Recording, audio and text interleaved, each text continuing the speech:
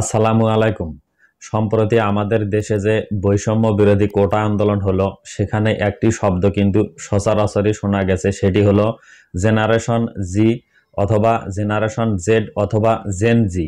অনেকেই হয়তোবা ভাবছেন যে যে প্রজন্ম এই আন্দোলনটি করলো বা যে আন্দোলন কোটা আন্দোলন বর্তমানে চলছে তাদেরকেই জেনারেশন জেড অথবা জেন জি বলা হচ্ছে। কিন্তু আসল কথা হলো কারা এই জেন জি অথবা জেনারেশন জি সেটা কিন্তু অনেকেই জানেন না। চলুন জেনে নেওয়া যাক এই জেনারেশন জি অথবা জেন জি আসলে কারা।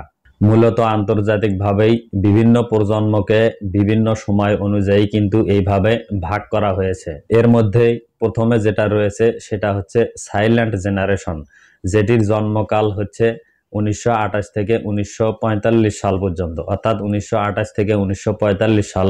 এদের এই সময়টির মধ্যে যারা জন্মগ্রহণ করেছেন তাদেরকে বলা হচ্ছে সাইলেন্ট জেনারেশন।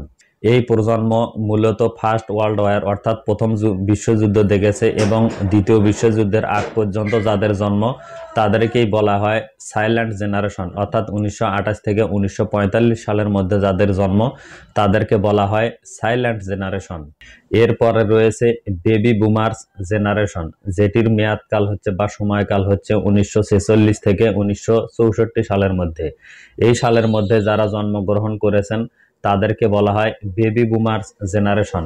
আপনি হয়তোবা লক্ষ্য করলে দেখবেন যে আপনার যারা চাচা খালু বা মামা বা খালা রয়েছে তাদের ফ্যামিলি কিন্তু অনেক বড় হতো, বা ওই সময় কিন্তু অনেক শিশু জন্মগ্রহণ করতো। অনেক ফ্যামিলিগুলো কিন্তু দেখবেন যে 10, 12, 15 জন পর্যন্ত কিন্তু ভাই বোন থাকতো একটি ফ্যামিলিতে, যার কারণেই কিন্তু সেটিকে বলা হচ্ছে বেবি বুমার্স জেনারেশন। এটির জন্মসাল ছিল 1946 থেকে 1964 সালের মধ্যেই কিন্তু এদের জন্ম হয়েছিল, বা দ্বিতীয় বিশ্বযুদ্ধের পরবর্তী অংশই কিন্তু 1946 থেকে 1964 সাল। এরপর 3 নম্বরে রয়েছে জেনারেশন এক্স।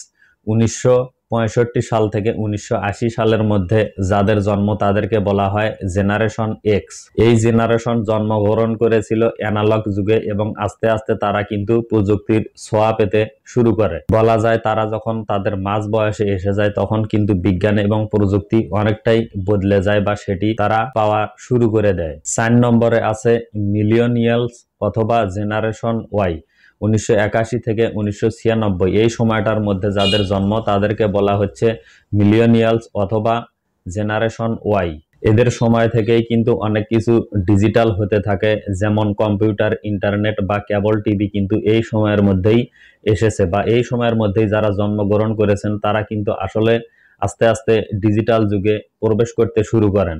এবং এটার ঠিক পরপরই যারা জন্মেছে অর্থাৎ 1997 থেকে 2012 এই সময়ের মধ্যে যারা জন্মেছেন তাদেরকেই বলা হচ্ছে জেনারেশন জি অথবা জেন জি। 1997 সাল থেকে 2012 সাল এই সময়ের মধ্যে যারা জন্মেছেন তাদের বর্তমান বয়স হচ্ছে 12 থেকে 27 বছরের মধ্যে। অর্থাৎ যারা কোটা বা বৈষম্য বিরোধী আন্দোলন করলেন তাদেরকেই কিন্তু এই কারণেই বলা হচ্ছে যে জেন জি অথবা জেনারেশন জি অথবা জেনারেশন জেড। তাদের যেহেতু এখন মধ্য বয়স, তারা যেহেতু এই আন্দোলনটির সঙ্গে বেশি সম্পৃক্ত, তাদেরকে এই জন্যই কিন্তু জেন জি অথবা জেনারেশন জি বলা হচ্ছে অথবা জেন জি বলা হচ্ছে। এবং এরাই কিন্তু সবচেয়ে বেশি মডার্ন ফেসিলিটিস পেয়েছে। এদের সময় এসেই কিন্তু ইন্টারনেট, ফেসবুক বা বিভিন্ন ধরনের সামাজিক যোগাযোগ মাধ্যম একদম উচ্চ পর্যায়ে চলে গেছে। তাদেরকেই কিন্তু জেন জি অথবা জেনারেশন জি বলা হচ্ছে। বর্তমানে যারা 1997 থেকে 2012 সালের মধ্যে জন্মগ্রহণ করেছেন তাদেরকে মূলত কিন্তু এজন্যই জেন জি অথবা জেনারেশন জি বলা হচ্ছে। বিজ্ঞান এবং প্রযুক্তি তারাই যেহেতু সবচেয়ে বেশি সুবিধা পেয়েছে একদম মাঝ বয়সে এসে বা তরুণ অথবা নবীন বয়সে এসে, আসলেই বলা যায় যারা জেন জি অথবা জেনারেশন জি তারাই কিন্তু সবচেয়ে বেশি ভাগ্যবান বলা হচ্ছে। সর্বশেষ যে ক্যাটাগরিটি করা হয়েছে সেটি হলো আলফা জেনারেশন, অর্থাৎ 2012 সালের পর থেকে যাদের জন্ম হয়েছে বা ভবিষ্যতে জন্ম হবে তাদেরকেই বলা হচ্ছে আলফা জেনারেশন। আর এরা যখন আস্তে আস্তে বড় হবে এবং এদের সময়টাই এসে কিন্তু এআই অথবা আর আমরা যে বর্তমানে প্রযুক্তিগুলো ব্যবহার করছি সেগুলো কিন্তু আরো উচ্চ পর্যায়ে চলে যাবে, যার কারণেই কিন্তু এই জেনারেশনকে আলফা জেনারেশন বলা হচ্ছে। অর্থাৎ প্রযুক্তির যে সর্বোচ্চ ব্যবহার তারাই কিন্তু সেটি ব্যবহার করতে পারবে। আর এ কারণেই উনি 2013 সালের পর এখন পর্যন্ত যাদের জন্ম হচ্ছে তাদেরকেই বলা হচ্ছে আলফা জেনারেশন। তো বন্ধুরা, মূলত এই ছিল জেনারেশন ওয়াইজ আসলে বয়স কার কখন কি ছিল বা কার কখন জন্ম, সেটি কিন্তু আমি আপনাদেরকে খুব সহজেই বোঝানোর চেষ্টা করলাম।